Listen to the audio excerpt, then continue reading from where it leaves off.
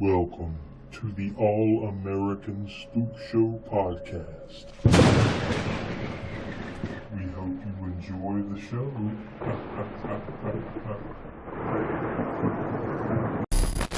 Hello and welcome to another edition of the All-American Spookshow podcast. I'm Josh and I'm joined here with Willie. Howdy doody. And of course the Professor, Smoke. Well, yep. It's good to be back. All the monsters. Today is, this episode is episode number 6, and we're going to be discussing the 2018 edition of Halloween.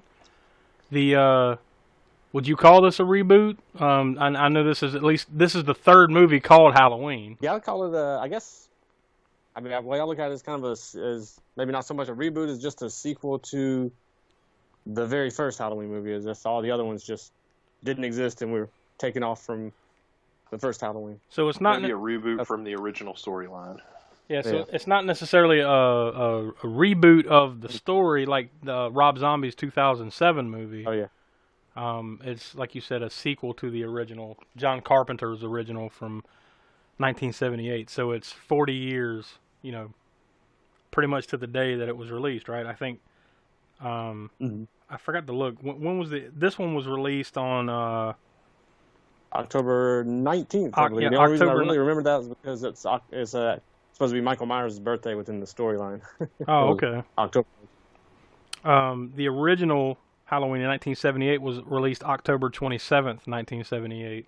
Mm-hmm. So about 8 days earlier than the original. So yeah, that's what we'll be discussing today. Before we get into it, though, be sure to email us with any comments or whatever you want to send to us at our allamericanspookshow@gmail.com. You can find us on Twitter at AASpookshow.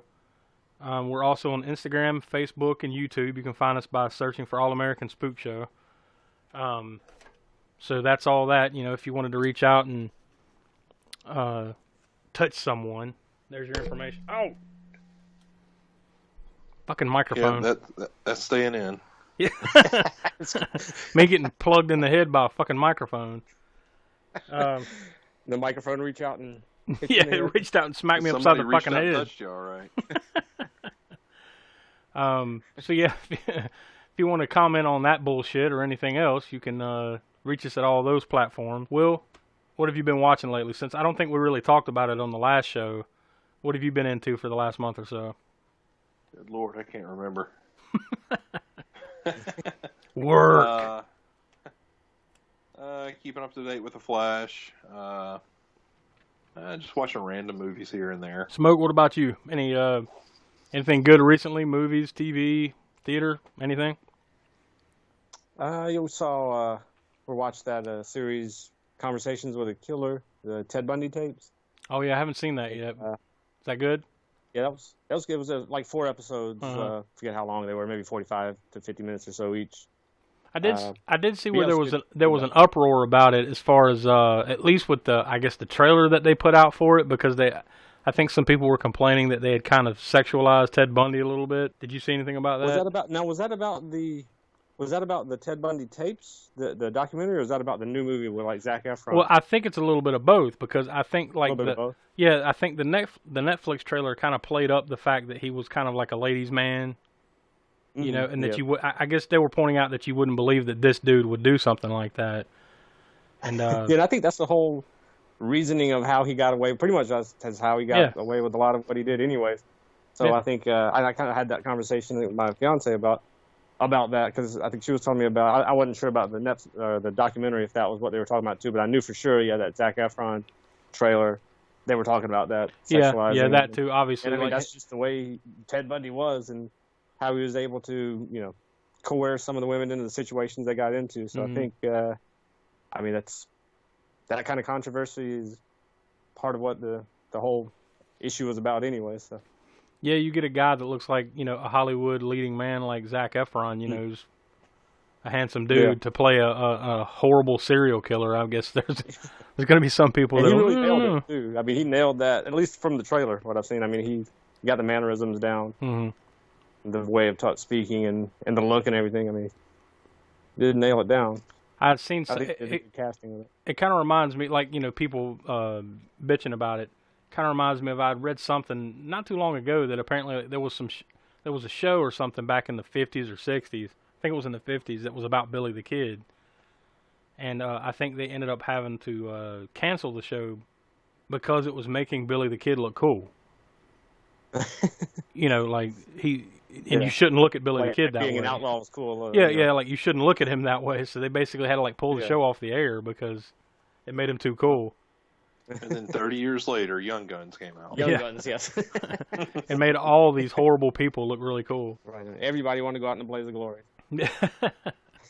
Speaking of the song, damn you, Bon Jovi. So, anything else you've been watching other than the? Well, was it last night? Or yeah, I think it was just last night. I saw Death Smiles on a Murder, which is actually the first time I'd seen that movie, but it was from a director that I always had a certain enjoyment factor for. Was Jodo's Italian director named, his real name was Aristide Massachesi, but he decided to use a pseudonym of Joe D'Amato. Rolls off the tongue much easier. Yeah, a little bit. Yeah, but he's a Italian horror and cult film director and porno director. And, that's why I'm most familiar with his work. Yeah, that's true. I mean, back in the 70s and 80s, that's true. There's a lot of them that were, they had a hand in all kind of genres. So. Oh, yeah. Among others. Never mind.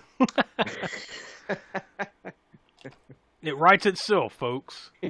Well, yeah, no, I've always liked his movies, even though he's kind of like what you might call one of the lower echelon Italian directors. He wasn't.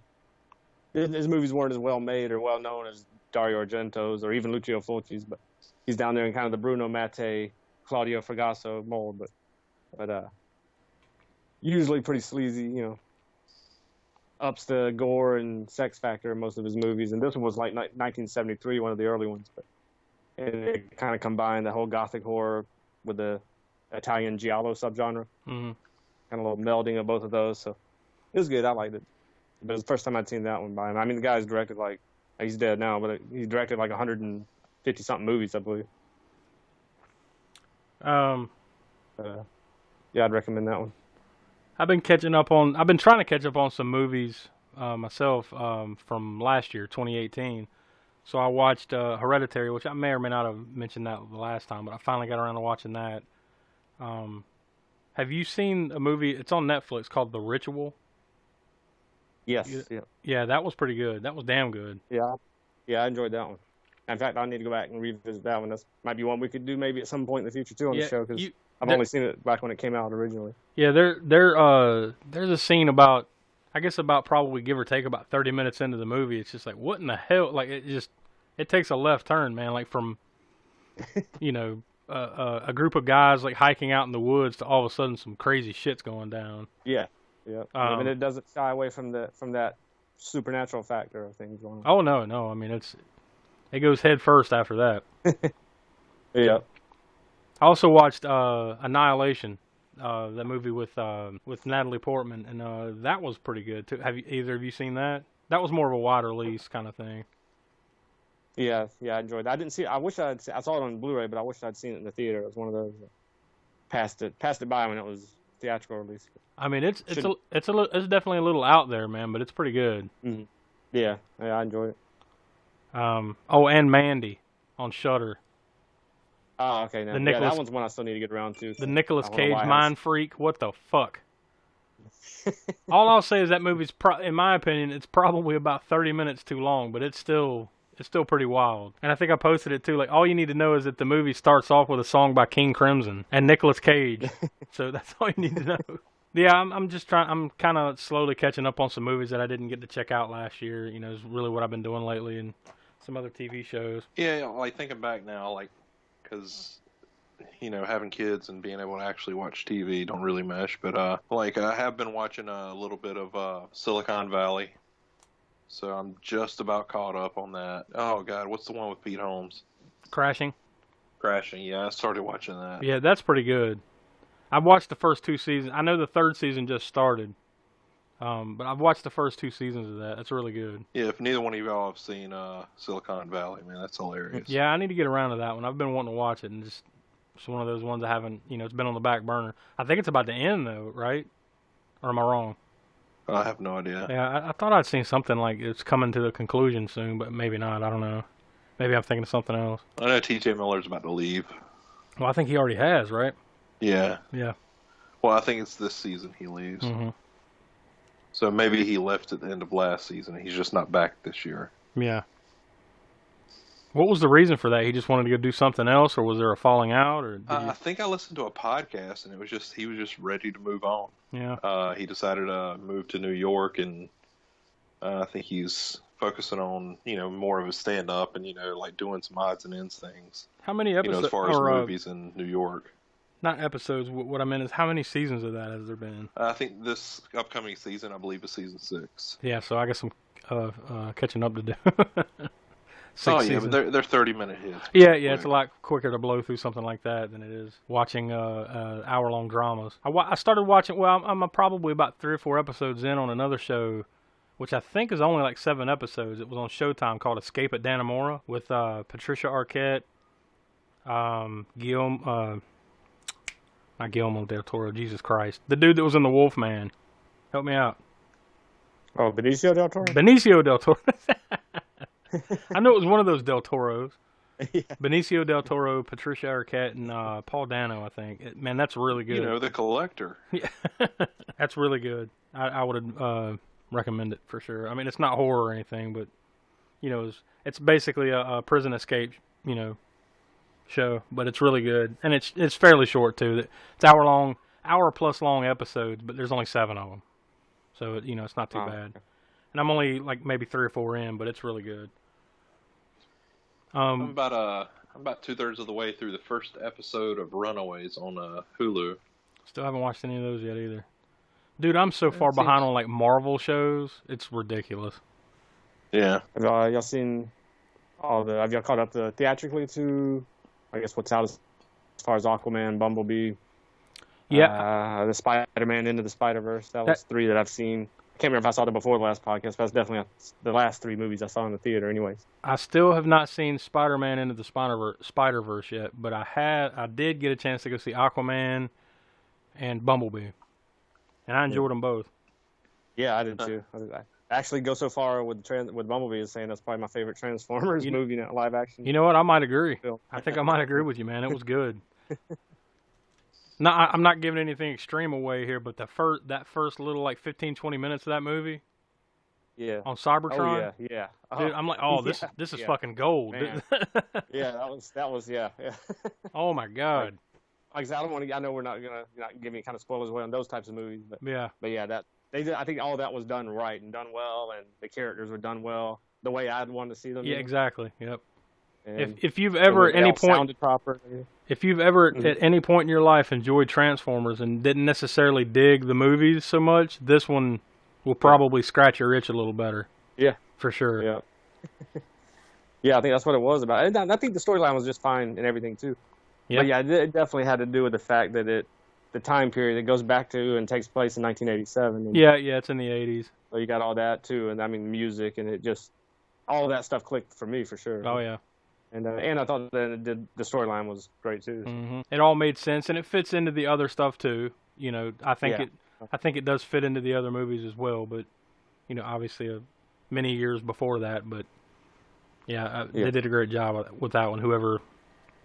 But then again, I don't think Michael Bay. He might have been a producer or something, but I don't think he really had anything to do with that one, did he? Yeah, that's true. Yeah, so that's probably why. Yeah, I was thinking that too. Yeah. Was the color palette overly orange and blue? Because if no, it was, then he's definitely in it. They toned it down. I agree with you though, Smoke. I think it was probably the best Transformers movie there's been. I guess we'll go ahead and throw to the trailer for the 2018 version of Halloween.